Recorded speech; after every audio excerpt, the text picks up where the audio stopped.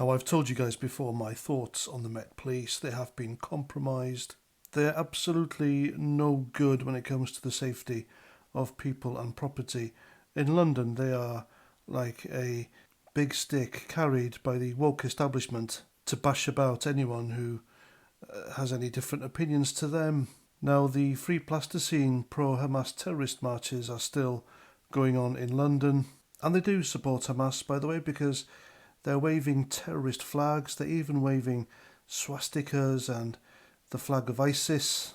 And by the way, when somebody went to complain to a copper who was attending one of these marches about the swastika flags, he didn't want to know. He said, well, it depends on context, doesn't it? I mean, my goodness, why else would somebody wave a swastika flag during an anti-Israeli march, which is what they are as well, if not to antagonise them and to remind them of what the Nazis did? And that's the only reason. It's not to protest the so-called plight of the Palestinian people, but rather just be nasty and to antagonise and to cause trouble. But the police didn't want to know, they really didn't. And I found that quite shocking. And so the latest, they're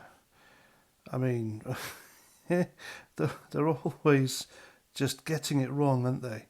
The Met Police the other day, well, one of the officers, he threatened to arrest a man for being, and get this, quite openly Jewish at a Free Plasticine march. Why is it suddenly a crime to be quite openly Jewish? The guy was just walking around London and he wanted to cross the road, but this march was in front of him and he wanted to get away from the area, which is understandable considering how these people feel about the Jews. And he was quite openly Jewish. He had the kippah on his head, and all he was doing was trying to cross the road to get away, but the police stopped him. And you can hear the guy tell him, I don't want to be here, I want to leave. And then the officer responds with, in that case, sir, when the crowd is gone, I will happily escort you out. But he didn't want to wait, as is his right, and he tried to get away, but he was blocked again. And then the copper tells him, I don't want anyone antagonising anybody, and at the moment, sir, you're quite openly Jewish.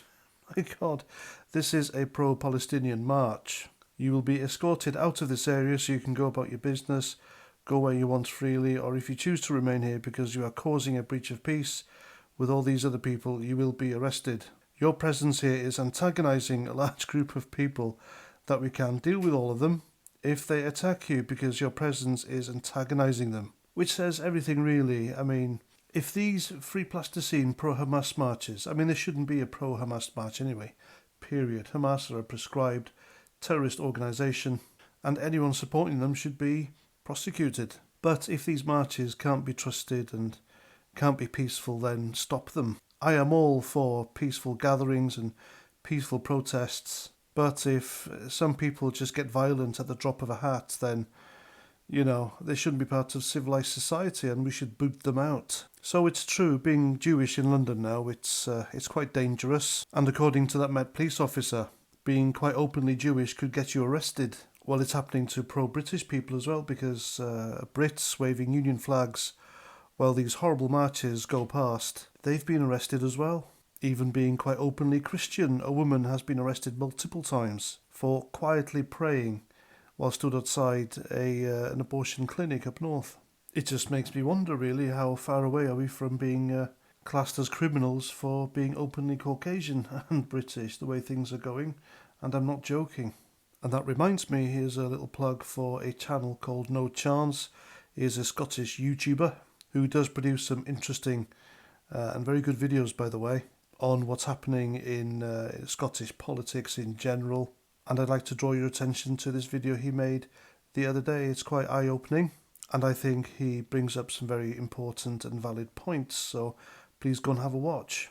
And there we go, I'm Paz49, thanks for listening, and until the next time, have a great weekend, and Roger Trout.